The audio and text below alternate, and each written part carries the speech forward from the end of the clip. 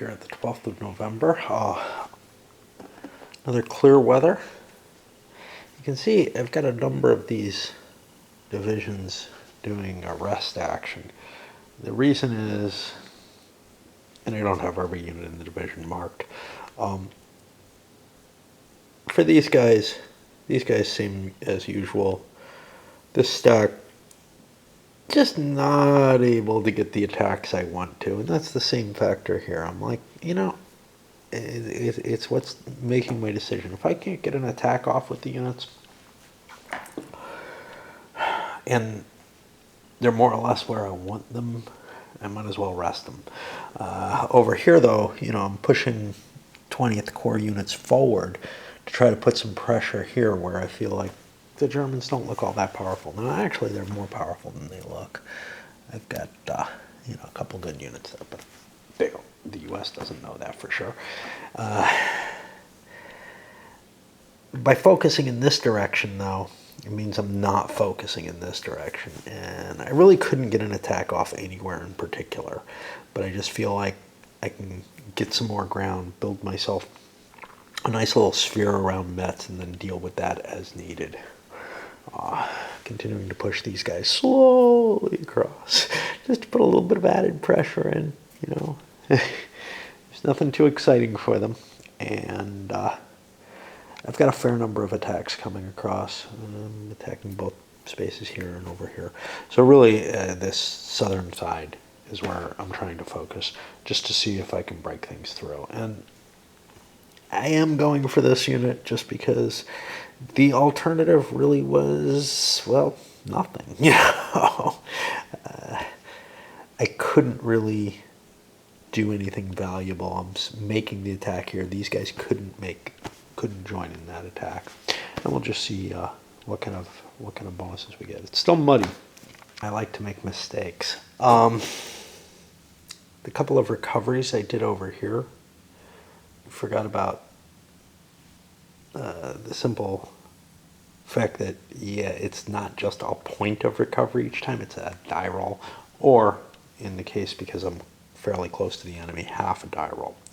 But I rolled those dice and they ended up as ones anyway, so everything is good there. But another mistake, I forgot to throw a self-propelled artillery in here because it looks a little different from Artie, and it just didn't register that, hey, that's artillery there. I think if I have it on top of the stack, I'll see it easier, but whatever. But what did we succeed? Well, we did not succeed here. We pushed across here and we pushed there. There were no attacks over here, so now the only question is, do the Germans want to try to spoil one of those rest opportunities? I mean, okay, maybe have an opportunity here, but I just feel like the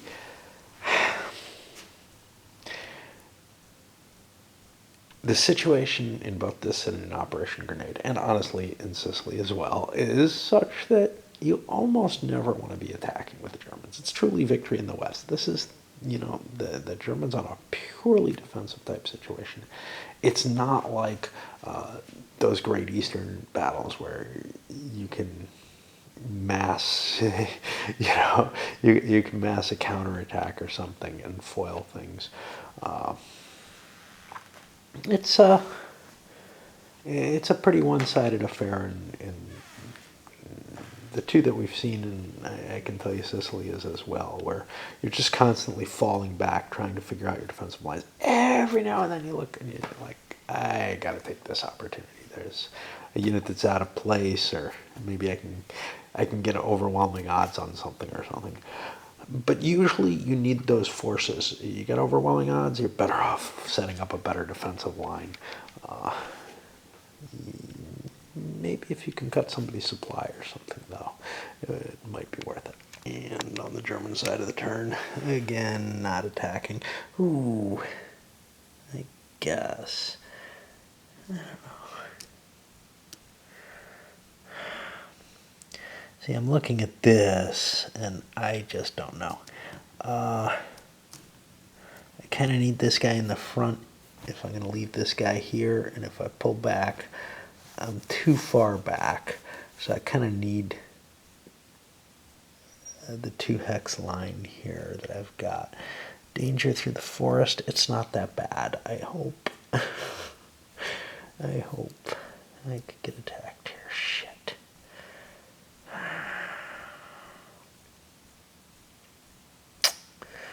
I gotta have 2 hex gaps somewhere. Let's get these guys across the river.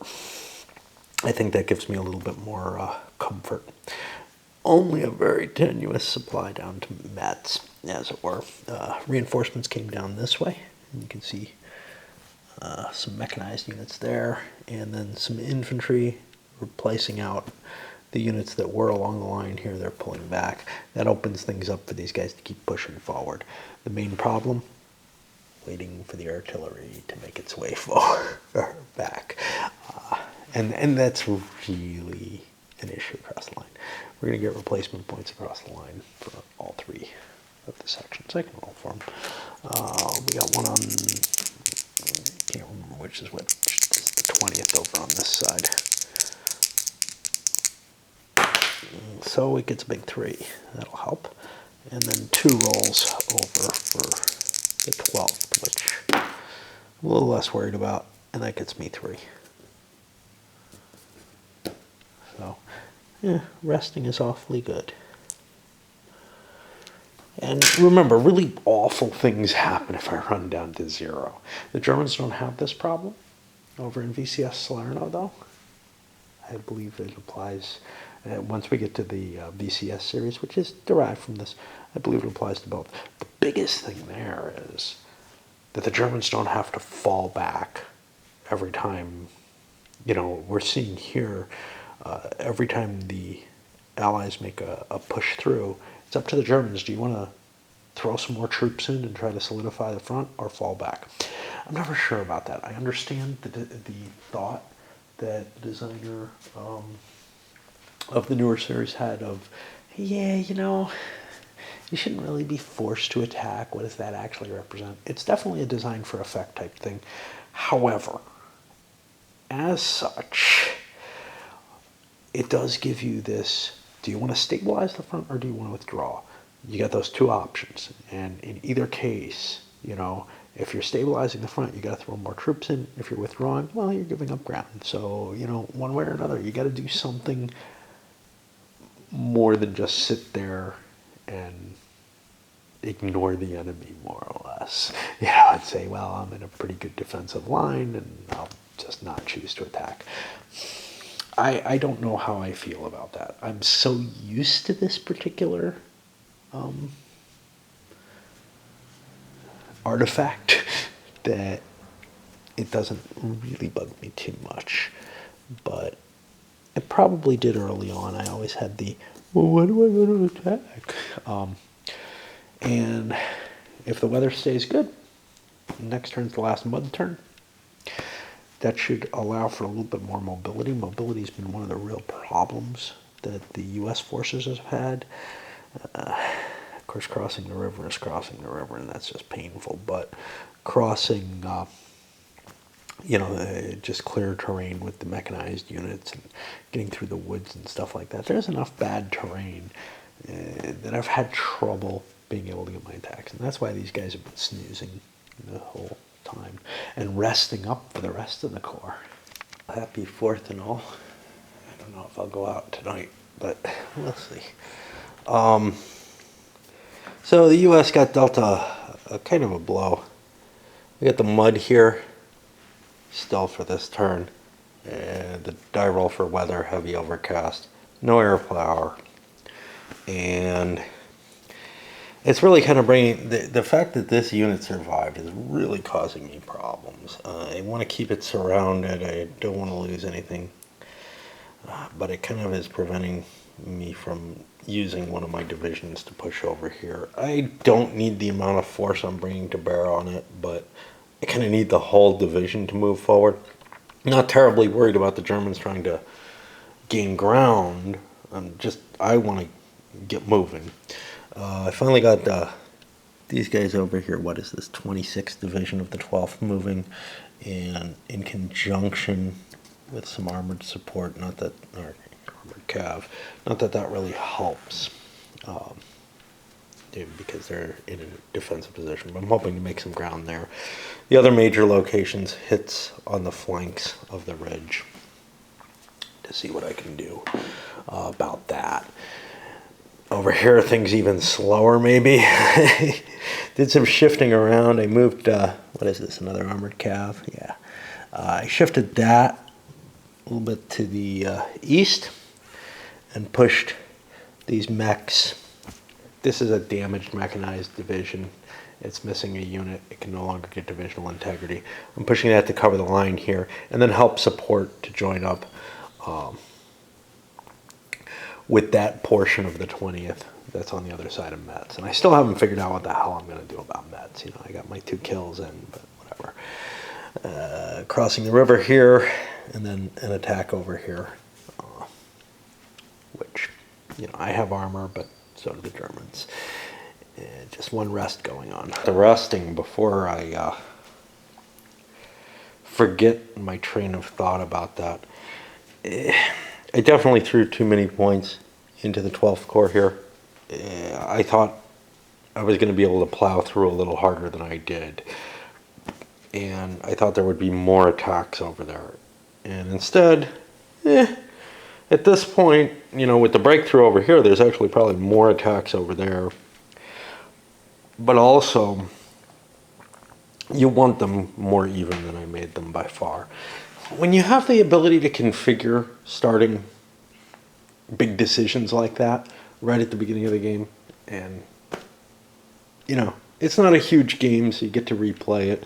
But it's not a tiny game either. Playing this big guy is going to take, you know, a couple of weeks for me probably. What you end up with is, and I think it's a 2-session game for the full game. The short game, probably 1 good long session. But anyhow, the thing is that you're set with, you know, big choices early in the game, and Grenade was perhaps even worse than this. And then, okay, well, I can't really go back on those. What I'd like is kind of some sort of historical framework to it. It would only take a line of rules to say, historically, this would be approximately the correct support values that you'd use. And then I'd use that, you know. It doesn't at all limit the replayability of being able to, you know, try out different goals operationally. But it would help someone like me on their first time, or which this is actually, making that decision of whether or not, you know, what numbers are reasonable to configure. You know, I made some basic choices. They were pretty extreme, and then I modified them and tempered them a little bit. But I really thought that I would be burning through these points more than I was, and that I'd really need the pile of points that I had over there for the 12th Corps. Well, not a bad turn for the U.S., though, given the constraints. A breakthrough up here, no support cost, and that cut the German defenses kind of in part. They're going to have to fall back from the positions they're in. There's a weakness over here with just this anti-tank gun sitting there. But I don't feel like the Germans can afford to go out adventuring, trying to pick off units or something like that. They will likely lose more than they gain, especially since they'd have to be attacking it from across the stream river at this point. Well, because of the flooding. This, of course, was wiped out. Definite overkill. But we made a break into here. We got punched back here. Okay. But otherwise, then we were successful over here as well. So, you know, given what the goal, you know, what the plans were for the turn, it worked pretty well. I think the thing is that the German army, it was kind of brittle. It was strong enough that it could take that initial hit, but now that it's under some pressure and everything, it's kind of falling apart. And while the U.S. is on attack, see, the interesting thing about this game is you can have a line of units, and they're mutually supporting, they give divisional integrity and everything on defense. And you start picking away at that, and maybe it has to fall back or whatever. It's not in as good a defensive terrain, but also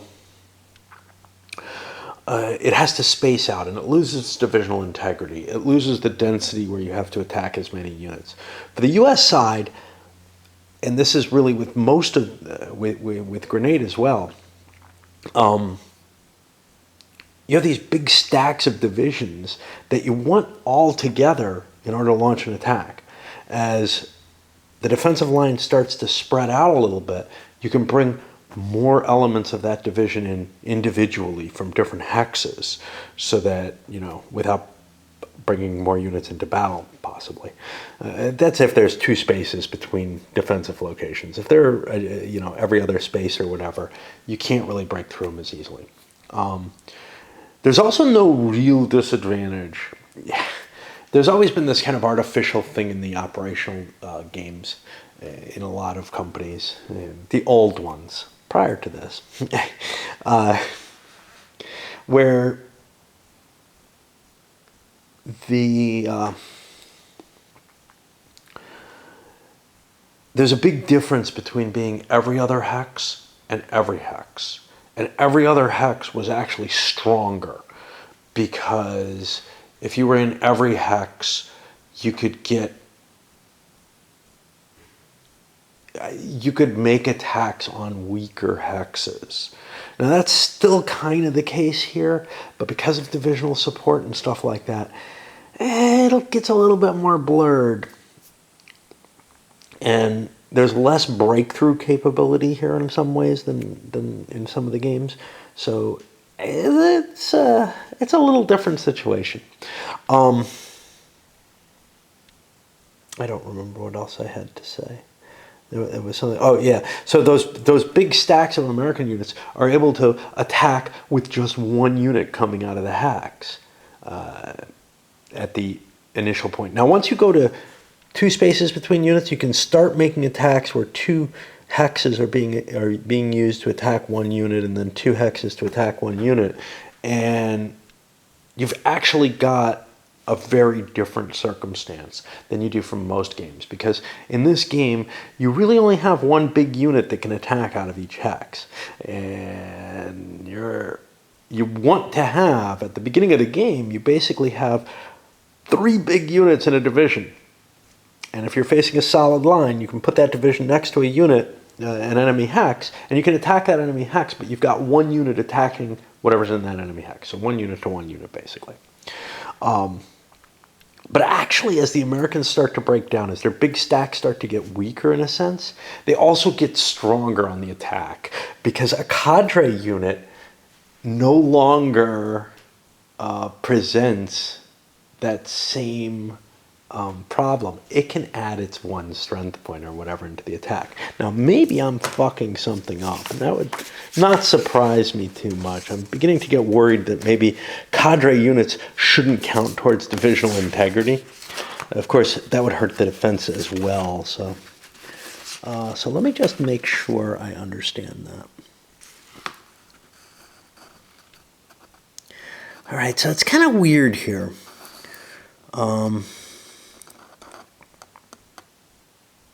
It's all regiments of a division.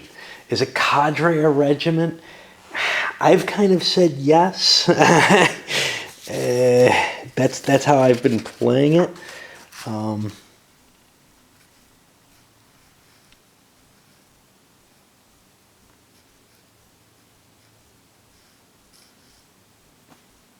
Continue battalion size. See, yeah, it doesn't really specify. It says they're battalion size for stacking units. Are they still that regiment? Do they still count for divisional integrity? And I don't know the answer to that. I don't think it's in the rules clearly. And I've been playing them as if they are, which means that as the regiments break down to cadres, the U.S. gets a little bit more oomph. Of course, it might have lost its biggest unit and turned it into a cadre or whatever, but that's a different matter. But yeah, as you start to take losses, you start to get a little bit more combat power coming out of that single hex. Combat power that could be expressed with, an armored unit or whatever, but that doesn't maintain your divisional integrity. And also, as the enemy spreads out, you don't need to keep those big stacks together because, again, you can attack from multiple hexes more often. And in situations like this, you can force the Germans to fall back, and what the hell are they going to do? I don't know. This is really kind of a scary situation because I can't stay here. I could defend this line here temporarily, but then that doesn't require as many units as I've been shuttling down. I was hoping to get something more going on there. I mean, maybe I counterattack. Maybe that's the answer. But I need to improve this. If I fall out of here, if I lose this somehow, then my defensive line is kind of this forest here, and I'm letting the Americans to get back into the richer territory. What we're not seeing is a hell of an outflank. I mean, we're seeing the fallback and Metz being abandoned more than anything else. I'm also looking at another thing which is kind of problematic for me. So I got like the 21st Panzer of the 82nd Corps. I believe this is a 2-regiment division, but there's no real indication of that. This is some place where more modern designs, especially very clever ones like the OCS and whatever, would give you some information. They use color, they use really busy counters to give you lots of little information. So, I would know that this is one unit, one regiment of 2. I don't have that information easily available. I guess I can hunt through, setup and reinforcements and try to make sure that I understand this. It's not clear. I'm pretty sure it is, so they probably can get a divisional attack bonus, where normally I'm looking for a 3-stack unit for that.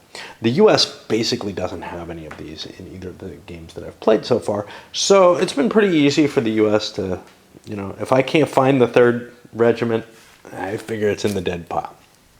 But with the Germans making a counterattack, a lot of times I'm not absolutely certain whether or not I've got the whole division there. So I found a acceptable German defense line, That's what I like about defense, is this constant, okay, I gotta fall back here and here's my new line, and there's something that just appeals to me about it. So I've got the 21st Panzer over here. I really didn't have anything else big enough that could hold this area. I need zones of control, whatever. But this lake is really causing me problems. Now I can go around it, I guess, but the roads are making it easier for the mechanized units not to. And I actually probably should go here instead of along the road. So I don't think I'm going to be able to force march around, and I'm going to need him pretty soon. Here, I had to defend this space. I moved the cadre into place. That gives me the defensive bonus, because it works on defense, In fact, one of the things is the defensive bonus for defense. The reason why it's important that, you know how many units you have on offense is that you have to have all the units of the division on offense to get the divisional bonus. For defense, you just have to be adjacent to another buddy. So it's much easier to reflect. I'm not thrilled with the strength over here. I think that's going to collapse. All the same, I'm holding the ridge line because that gives me some defensive bonuses for observation, into these couple of hexes. Pulling back everywhere, you can see the SS are trying to get closer together so that they have some opportunity of maybe getting divisional integrity. Here, I also had to pull back a little bit. I was in an attack position. And, I've got some heavy units there, but I'm going through clear terrain. And that could actually end up really interesting, because the clear terrain attracts me, the attacker, saying, I can't tell what unit's where. Let's hit where he looks the weakest. Well, it's probably where he has his most troops. So,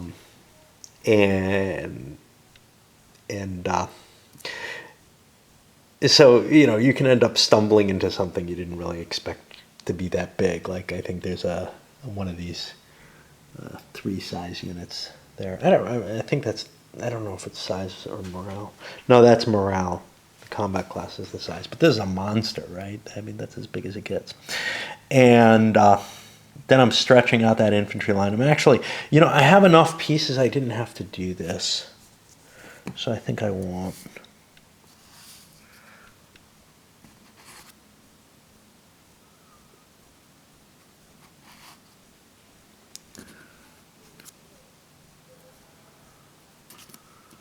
Go set up like this. I didn't really want to give that opening there. That would give the opportunity of this kind of lame division to sneak around and get Trier for free. I might as well slow them down as much as I can. Of course, that means I'm slower moving my forces over here, getting them where maybe I need them more. I don't know, But I also don't want to be outflanked even by garbage. It looks like Metz is, I'm still technically in connection with it. Very go-like thought there, but you can see that connection's not going to last for any length of time. This guy's kind of a problem, but he still affects things by being in the line there. He's not like a weakness in the line that is likely to cause a breakthrough. He's probably going to cause someone to have to be there. Should I have stacked him with a unit? Well, he's providing some defensive support to both things. It's what I like about this system. I feel like it just generates something, and maybe not, by simulating aspects properly, more by design for effect type ideas, but it generates something that feels a little more reasonable than let's space my units every other hex because for some reason the world is actually like, there's a certain amount of space between units that you want. It's not like there's a solid line in most World War II situations, maybe not even here. Although certainly at certain points, I think there actually probably is. Regardless of how you position your units, there probably really is a semi-solid line here. But it's that the gaminess doesn't allow, you to do that. So, I mean, there's always failures to simulate in any game, abstractions, if you want to call them that, or design for effect or whatever. They're not exactly the same thing. Design for effect generally is a good set of words for, I don't buy what's happening here one bit. I think the game is not representing the reality, worth a damn. Abstractions are kind of, to me, ideas like, well, instead of representing every hex, let's use areas, or something like that. Where I feel like there's a believable story in there. I'm just looking at it from a higher level than I would normally. That's kind of how I try to use the terms differently, but I mix them up. It's still overcast, but no rain, and that means no mud this time. Finally, first turn yet without the mud. And we see the U.S. breaking out. Now, we're still resting these guys, mainly because I kind of need them in the general area, and I just can't see an attack that's terribly effective. Yes, I could trigger against something like that, and I could have used parts of this division to throw in some extra strength, half strength, whatever, to punch in. But I don't have artillery over there. Instead, I'm focusing, like I threatened, on the stuff in the clearing, even though I know this is a good unit, and this is probably a good unit. But over here, man, we're just swamping that line. We've got so many different attacks, and we're using some armor here to try to counter this unit. This unit is really painful because it means that I can't send a single big unit here. So if this had been here, I could have 3 stacks against that very easily. But now I've got to make sure some of the units here can just, make kind of a soak attack. It's not a bad attack by any means, not with the mud gone. But it's also not a great attack. But it allows me to use more force against that big unit sitting on the corner. We're just trying to break the crown of the German force. I'm left with the how the fuck do I take Metz question. I mean, at some point or another, I'm going to have to stabilize the U.S. line and send the majority of my force down to go crack Metz and then come back up. And the further I get from Metz, the harder that is. But I don't want to be attacking it when there's German decent units right nearby that can kind of close a pincer on me. So I gotta kind of create a buffer that I can fight them in. That's my view, at least. Attacks there, that was kind of painful. Okay, over here, we were kind of successful, and that's iffy because, or unlikely, because we were facing some pretty good stuff. But we got a couple good rolls and managed to push them further out. And for that, we can be thankful. Of course, it cost us support points, and we didn't really gain anything. We're just pushing them further back in the direction they're heading anyway. They were not going to be sticking around there. It was probably a mistake to go hunt those guys down. I would have been better off resting. Over here, though, things are interesting. So I guess the biggest failure was here at the Delm Ridge. All these units were just punched back. And that's a problem because that was my hilltop bonus for a couple of other attacks. However, we managed to clear... we got beaten by that soak-off attack. But we managed to clear a hole through into here. You can see we busted up this way.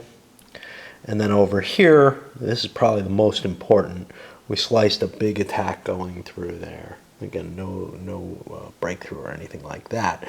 But that's questioning and sort of pocketing this whole force of Germans. It's going to be much, much harder to withdraw them, especially with some artillery in the back there and everything. The Germans are going to have a hard time kind of getting out of this salient. And then that's making, wow, the decision to have the 21st Panzer all up here to be a lot more questionable, because if this didn't hold, well, those would have been really useful already on the line. Can they do something interesting? I mean, they could probably go blow this unit up, but so what? Picking off little single units isn't really that big a deal, and I'm not threatening the supply line for the U.S. forces. There's really no way that I can do anything too impressive. All I can do is delay those units. So I probably want to get them the hell out of there. I know a lot of times when I was much, much younger and even stupider than I am today, I used to do things like that very often. I'd be like, oh, maybe I can kill that unit. Yeah. Because the game's all about pushing the enemy and about the terrain and everything, and how you position your forces. And I didn't really get into that. I got into the same kind of mindset that I get into and that loses me games of chess, which is, no, I can take a piece. Anyway, here's our casualties that accumulated. We see just one real unit killed, and the Germans definitely took the majority of the losses. I got to brew some tea, but after that, I'll come back and see if I can recover a little bit with the German forces. And again, at some point or another, the U.S. has to make a decision. I got to stop pursuing the Germans and do something about Metz, because I cannot win the game without Metz. Tricky things to defense. You get a unit like this, and obviously I need to pull these guys back. But the question is, I don't know where they go, and now I kind of have to move this unit first. And of course, you do the tilting and, turn a counter a little bit to indicate that, yeah, I moved this counter to help address that situation. But it is one of the trickier parts of the defenses. You kind of have to, at least for me, I have to see where the actual units are, or where they might end up, in order to devise my whole defensive line. I can't just kind of imagine, oh, he's going back there, therefore everybody can move back. He has to actually be there physically for me to understand it. They're a little more painful than I actually thought. Some of those units are out of supply. This guy's isolated. He's just doomed. But he can do something advantageous. He can attack this unit along with all these others, which means I can use everybody to try to break through here and get some units out. So he has some at J. Let me check the supply status of these. 1, 2, 3. Yeah, we're still okay. But otherwise, you can see I directed forces from this side over here, but I'm keeping one of the 21st Panzer Division units here. Again, I'm losing my divisional integrity trying to hold a line of some sort. This guy, unable to make it very far, but we got our SS units in that menacing black that makes them seem like the coolest units in the game. But then you think about, yeah.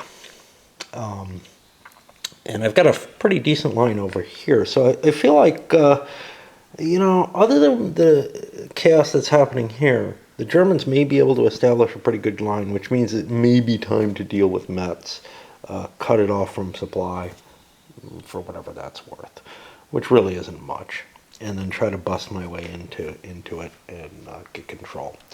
Now, the victory conditions, the marginal victory,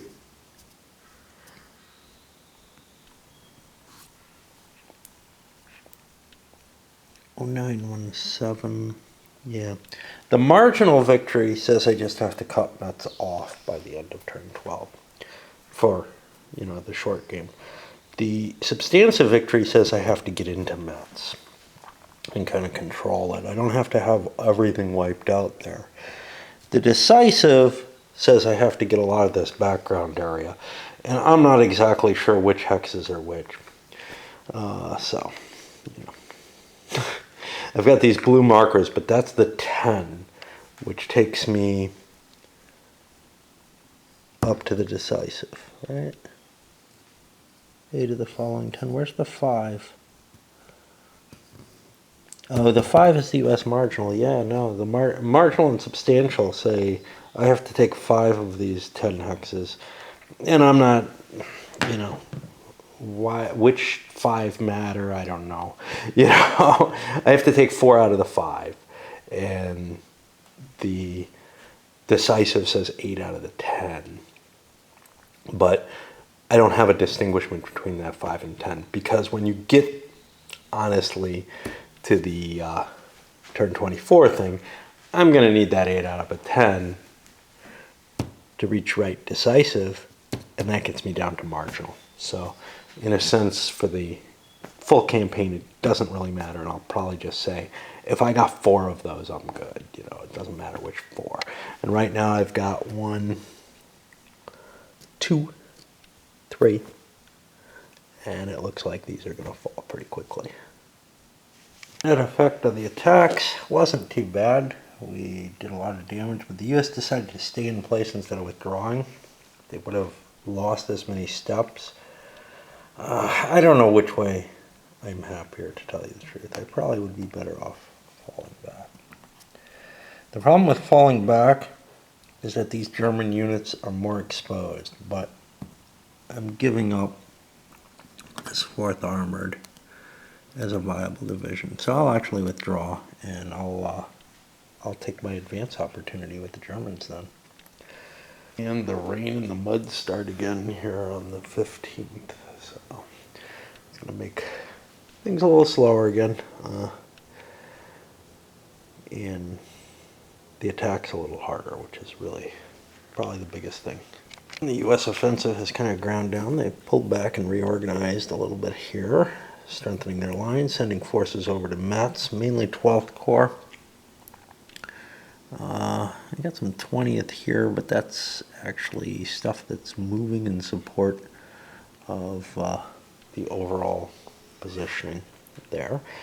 And we're just, you know, a few attacks, like an attack here to try to knock out that little guy. Hope that doesn't go wrong. And then here we're stabilizing the line again. The advance from here will put us in a position where this is sturdier than it looks right now. But assuming there is an advance, assuming I didn't screw something up and there's a German artillery hiding or something. And that's actually quite possible. You could hide your artillery, you know, toss them under an armored unit.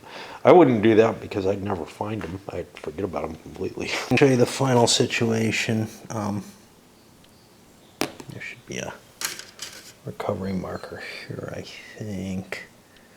I'm not absolutely positive about that. I'm going to leave that alone. But there was one unit of the 20th that I didn't move yet, and I shifted that over here. And anyway, the attack launched, there was a breakthrough, and over here was pretty decent. I got the 2 units recovering, and now the Germans have the chance of their variable reinforcements, which I think they need a 1 to come in. Yeah. we'll see if they get those units. And they don't get particularly lucky. The Germans just react back, straightening their line a little bit, cleaning it up. Huge gap was over here. That's been closed up. We opened this up though. And now that's a new route of minimal resistance that's just been opened up.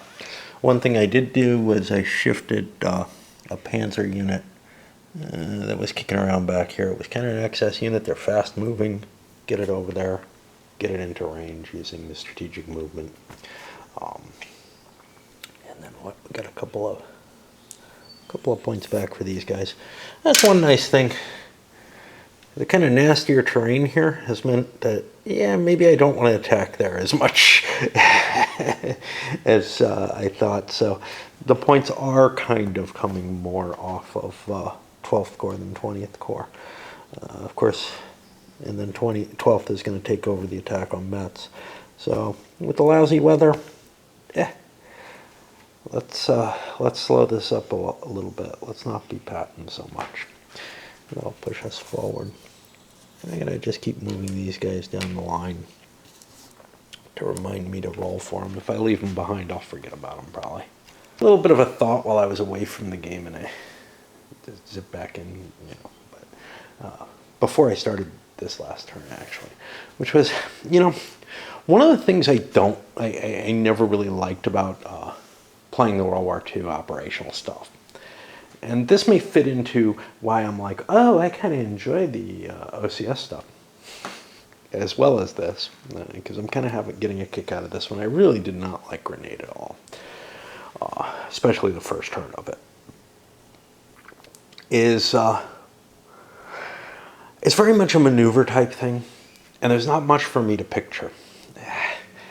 I have a hard time picturing World War II battles anyway.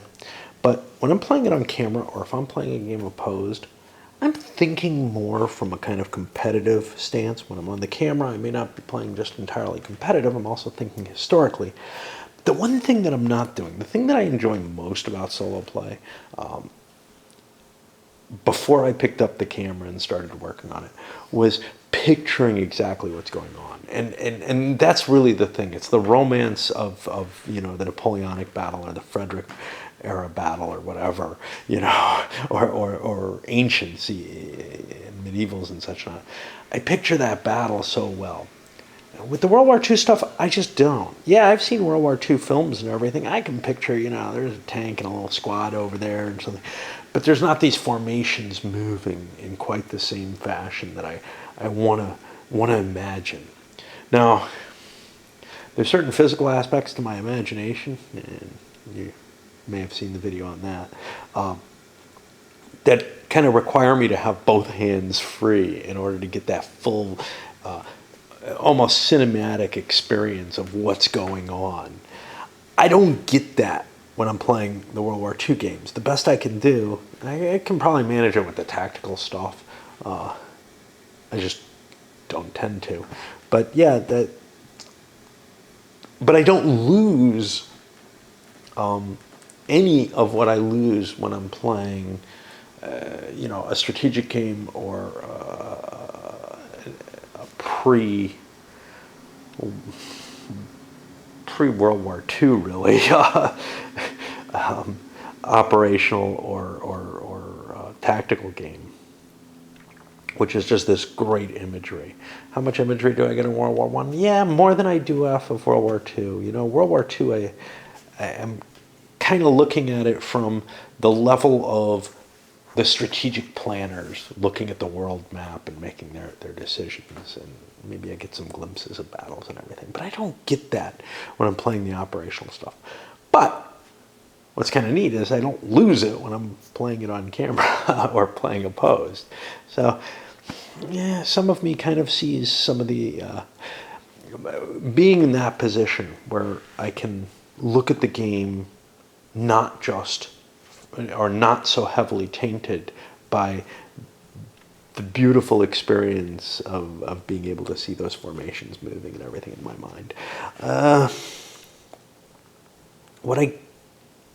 I get a better imagery or a better experience of the kind of competitive decisions and the kind of decision making that's being made. And very clearly, you know, great battles of history, there aren't many big decisions to be made. But here there's a lot of optimization of the line strength and trying to figure out where you can get your little fingers grasped into attack and everything like that.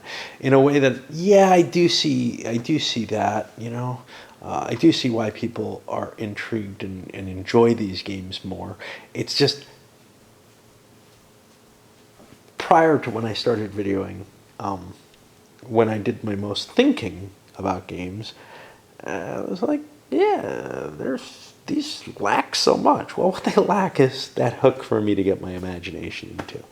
As actual games, I actually think I can see why World War II Operation was so exciting for people, because the kinds of movements that you make, the kinds of flanking operations, they're not like, well, I'll get my line set up here. Oh, we got his line set up. Now we'll trade some shots for a while. You know, very Napoleonic for me.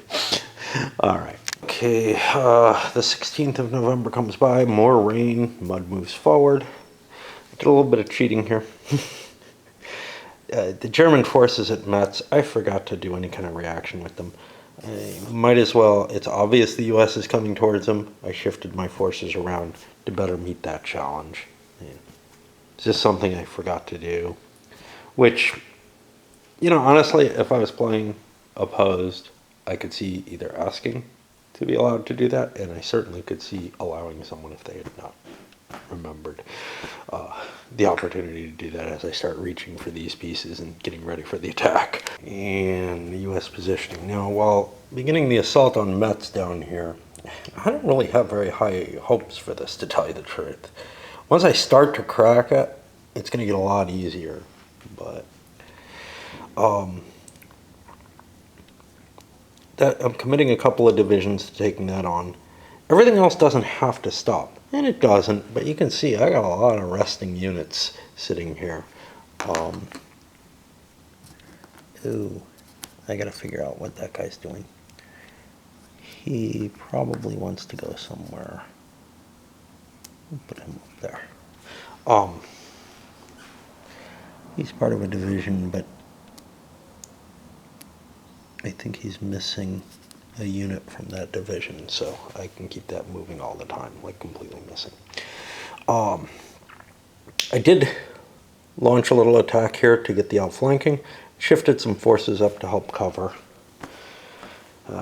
There is a little bit of a gap here. This is pretty weak. I don't know if that's obvious to the Germans how weak that is, but you'd have to really risk a force to get in there, I think.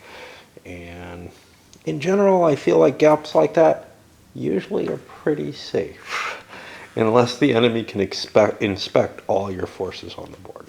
All right, let's get these attacks out. And the U.S. fails in both their attacks here. Obviously they advanced.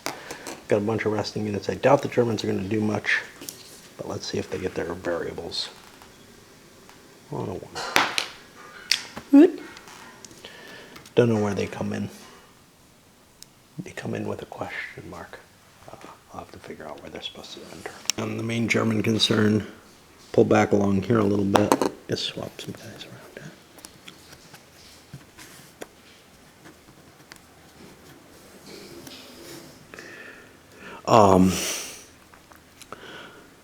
This is not likely to be very big, but shifting down to the river line here, it's still not completely protected. The U.S. can keep stretching it further and further, but they're not really that hefty on troops either, so having kind of a gap when neither side is playing in isn't that terrible. We had to fall back. We were in touch with the enemy, and other than that, the only thing the Germans really did, a little bit of consolidation here. That's beginning to look a lot tougher. The idea is, if I can protect to here, but if I have to protect down to there or whatever, I can extend the line down there. In addition, I got the Panzer Grenadier Division coming in, and that's going to, I think, aim for around the center. I feel like that center is kind of weak, and I'd rather not see a big breakthrough going on down there. That would cause some real problems with this being pocketed or something, and then or 2/3 of the map being under U.S. control in terms of the, what is that, the north-south? Yeah, the north-south line. So the whole South could fall to the U.S. I don't want that to happen. Obviously, eventually I have a pretty damn good line here. But, and this is one of the things with these games is you might have kind of the feeling of, oh, why don't I just defend my good shit over here and say the U.S. isn't probably not going to be able to win the strategic victory that way, and when they bash themselves against it, because I don't know. One, if the U.S. does manage to break through, if they do manage to figure out a way, then it's all over, you know. But the other is there's sort of this feeling that you kind of want to slow them down as you go. You don't know what's going on in these corners and everything. That's less of a victory conditions based view of it, and more of just a realism and what's going on and everything. But, you know, if I decided it's just not worth defending this shit, I could fall back and hold the line to Sauerbraten. There's this. And, I could probably hold that better than if I keep this extended line. I'm not sure which way to look at that, you know. A good strategic commander would say, yeah, you know, why am I holding all that? Well, I don't know. Maybe I'm being foolish. Right, so here on the 17th, the weather's cleared up to a light overcast, and I forgot to unflip some artillery, but and the Germans now have some air points. So we're looking at halved air points. The U.S. gets 3. I believe you round up, so the Germans get 1. You know, I looked at something interesting. I looked at the designer for Sicily, and I'll try to remember this when I actually get to Sicily. It's Dick Rustin. He's done 2 other games that are listed in the BGG database, both originally with SPI. One of those is Tito. So for me, that's a 2-for-2 shot. Now, I know a lot of people didn't like Tito very much for various reasons, but I see similarities between Tito. Like when I was thinking, when I saw that, I immediately thought, wow, there were aspects of the Sicily design that reminded me of Tito, though, with like the withdrawal of the Italians, etc. And then I saw his name associated with both, and I'm like, oh, that's kind of cool. The one other game I'm keeping an eye on, I don't think I'll be able to find it. It's a tiny little Leningrad game, I believe. Maybe it's Stalingrad. I think it's Leningrad, which looks really like it packs a pretty potent punch for 100 counters. Little tiny folio thing. All right, see, still keeping the pressure kind of light. A little bit of outflanking here, but I'm resting. This is part of this division. These guys are pushing forward. Tighten up the line and bring troops in because I'm launching attacks in the center there before those Panzer Grenadiers get into play, I guess. And then I also moved units up here to, again, tighten the line a little bit. Get some artillery in place to help. We got some air points. One of which gets canceled out probably, but you know, we'll see what our attacks are going to be. Managed to be successful in both their Metz attacks. Killed off a couple of units, but forced some retreats as well. That puts things in an interesting position. I can't stay inside Metz. These have to leave, and then the U.S. has to kind of find new attack routes, etc. They may open up some holes. I don't see anything impressive. This looks like I'll be able to get two units on that hex, and that's kind of a useful thing. So we'll probably be seeing that attack here. Anything equivalent? Yes, because if we're taking these two, this might 1, 2, 3. I'm not going to be able to get there. I might be in a position where I could get there, but these defenses don't work for the U.S. So I'll be allowing the Germans to refill their defenses. Of course, they're getting weakened, and that's, you know, we're just slowly trying to reduce Metz while we continue slow advances as well. So like this guy here poking his way around the corner, that's putting a bigger threat over here on the Germans. I don't know if the Germans can hold the line much longer. You know, attacks here, this hilltop space, it was important. I'm not sure I want to hold that. I got to look at the victory conditions and see if I want to do a fallback towards the more defensible lines over here and just give up that section of the map. What I was talking about before. Am I being an idiot? Let's not be an idiot if I am. I have to keep in mind, victory in this game has nothing to do with losing units.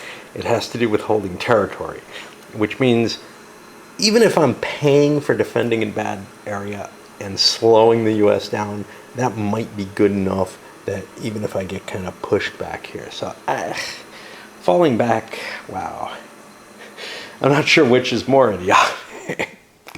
Always try to choose the lesser of two idiocies. Moving into the 18th, I actually made sure to roll the dice and got some decent values this time. Instead of just pushing at 1, which I think I do quite often. I probably have cheated in favor of the US, so.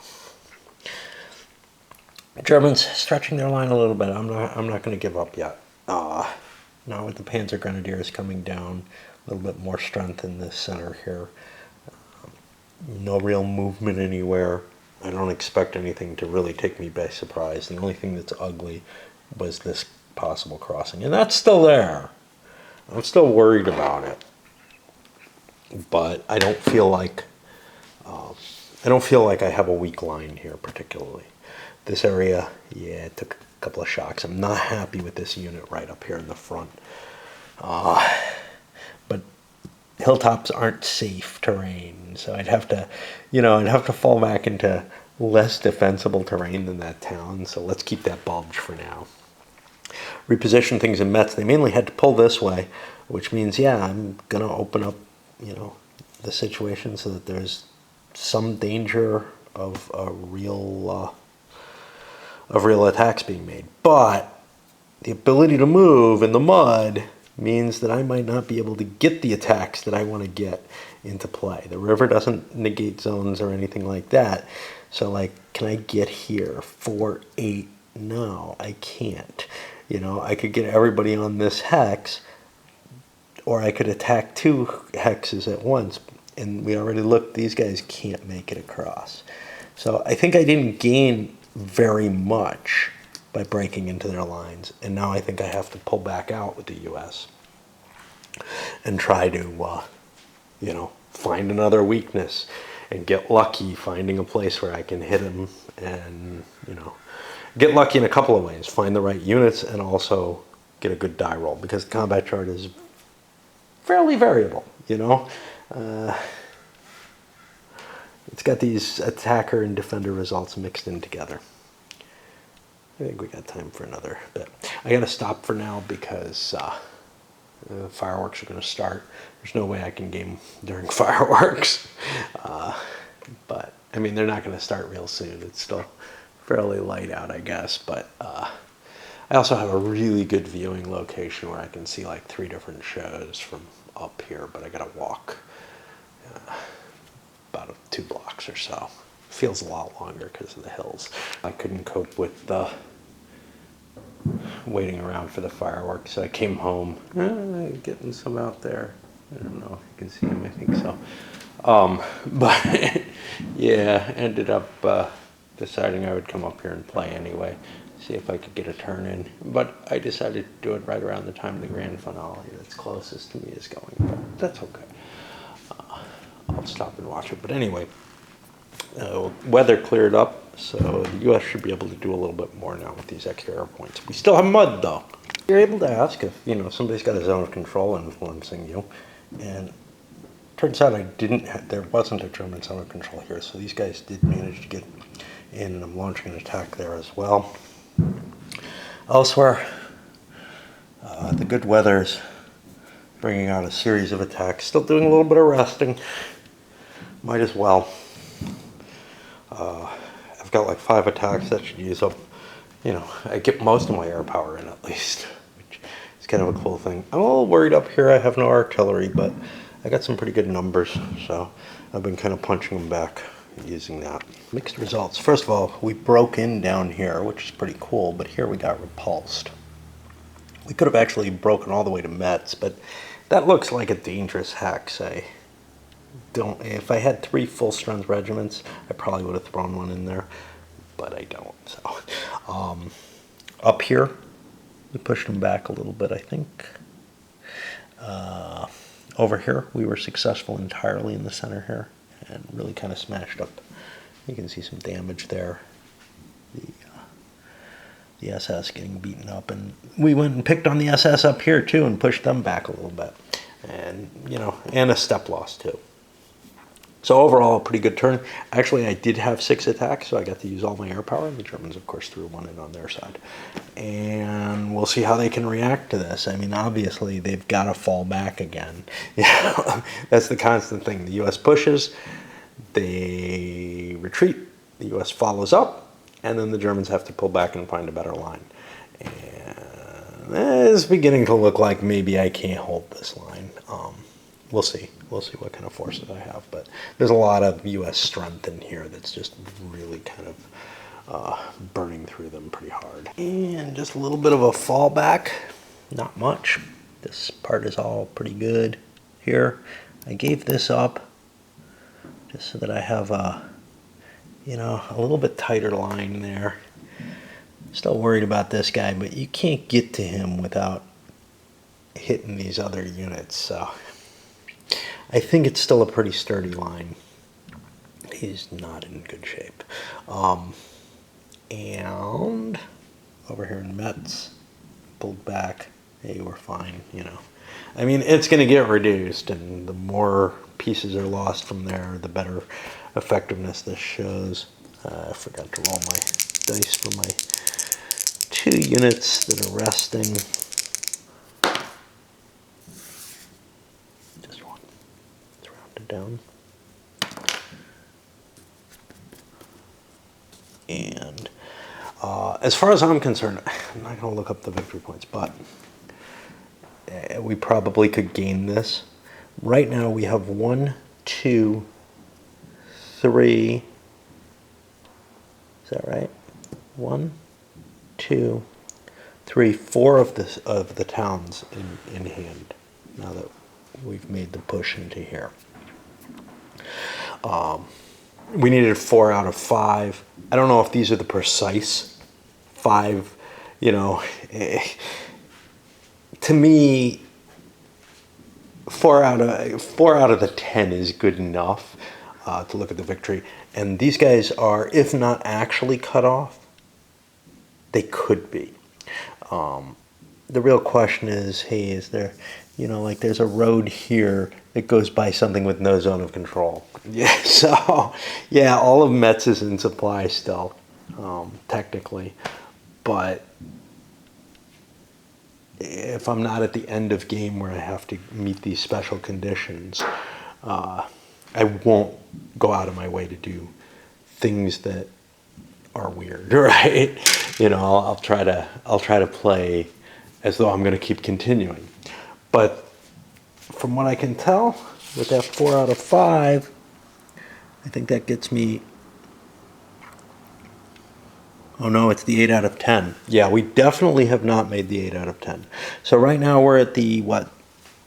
Okay, we're at the marginal victory for the U.S., not the substantial, because we have not yet taken Metz, and we don't have 8 out of the 10, which, we're not, I mean, how long is this going to last if I can press against it? Well, I don't know. Maybe they can hold this line forever, right?